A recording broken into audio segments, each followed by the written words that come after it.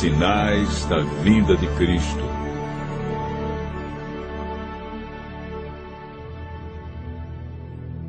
Estando com os discípulos no Monte das Oliveiras, Jesus ouviu deles a seguinte pergunta: que sinal haverá da tua vinda e da consumação do século?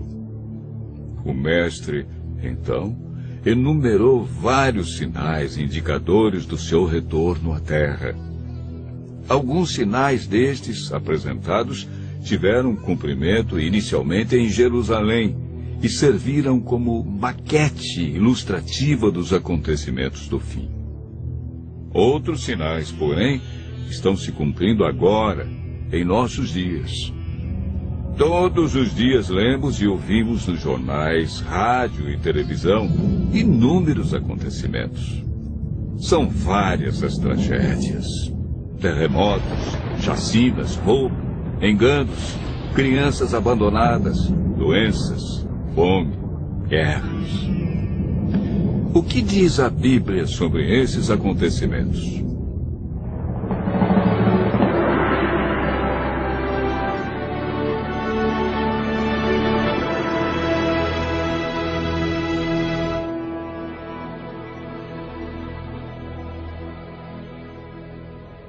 Vamos analisar os sinais que antecedem a sua volta em 3 partes. Primeiro, os sinais no mundo social.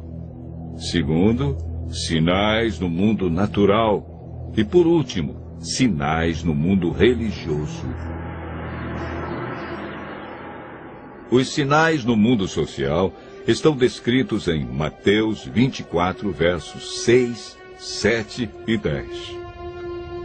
Jesus profetizou que antes de sua volta, o mundo estaria envolvido em guerras, fome, nação contra nação, reino contra reino, traição e ódio entre as pessoas. Na segunda carta de Timóteo, capítulo 3, versos 1 a 5, nos fala de tempos difíceis. Desemprego, fome, pessoas egoístas, avarentas, pessoas blasfemando de Deus, filhos desobedientes à paz, homens sem domínio de si. Esses sinais no mundo social são provenientes da obra de Satanás e não de Deus. Na segunda parte do nosso estudo, falamos a respeito dos sinais no mundo natural. Mateus 24, versos 7 e 29, fala de sinais que estão acontecendo e que já aconteceram. No dia 19 de maio de 1780, o sol escureceu. Esse dia ficou conhecido como o Dia Escuro. Na região leste dos Estados Unidos, tão densas eram as trevas que as lamparinas foram acesas ao meio-dia. A lua, embora fosse cheia, negou-se a iluminar. A ciência não conseguiu explicar esse fato sobrenatural, mas a Bíblia o apresenta como um dos sinais que antecede a vinda de Cristo. Em 13 de novembro de 1833, ocorreu uma deslumbrante queda de estrela jamais vista. Esses sinais já se cumpriram uma vez, mas antes da vinda de Jesus se repetirão com maior intensidade. Tratamos na terceira parte do nosso estudo sobre os sinais no mundo religioso. Mateus 24, versos 4 e 5, fala sobre o engano religioso que haverá no tempo do fim. Mateus, capítulo 24, verso 11, refere-se ao aumento das religiões. Somente no Brasil existem mais de 1.500 religiões cristãs. No mundo, são mais de 35.000 religiões cristãs. Jesus afirmou também que antes de sua vinda, os falsos cristos e falsos profetas operariam sinais e prodígios. Mas o que fazer diante de tantas religiões? O conselho de Jesus é claro. Ele diz: acautelai-vos para que ninguém vos engane, porque muitos virão em meu nome e enganarão a muitos. Segundo Pedro 2, versos 1 a 3, fala da atitude de líderes religiosos que são movidos pela ambição e acabam usando a religião, a Bíblia, milagres e o nome de Deus para explorar as pessoas que os procuram em busca de curas, sinais e prodígios.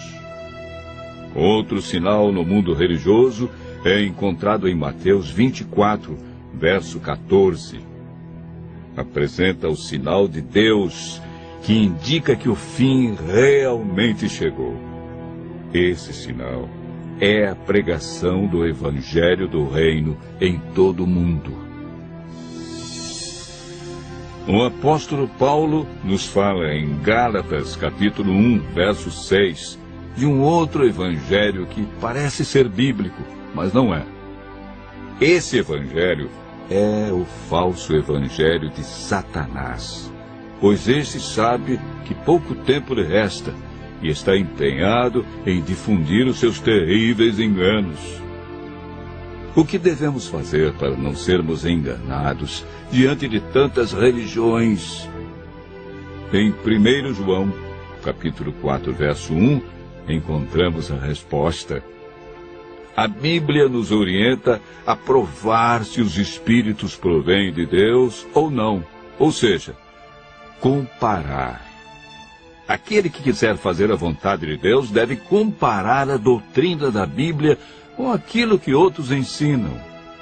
Por que Deus manda provar?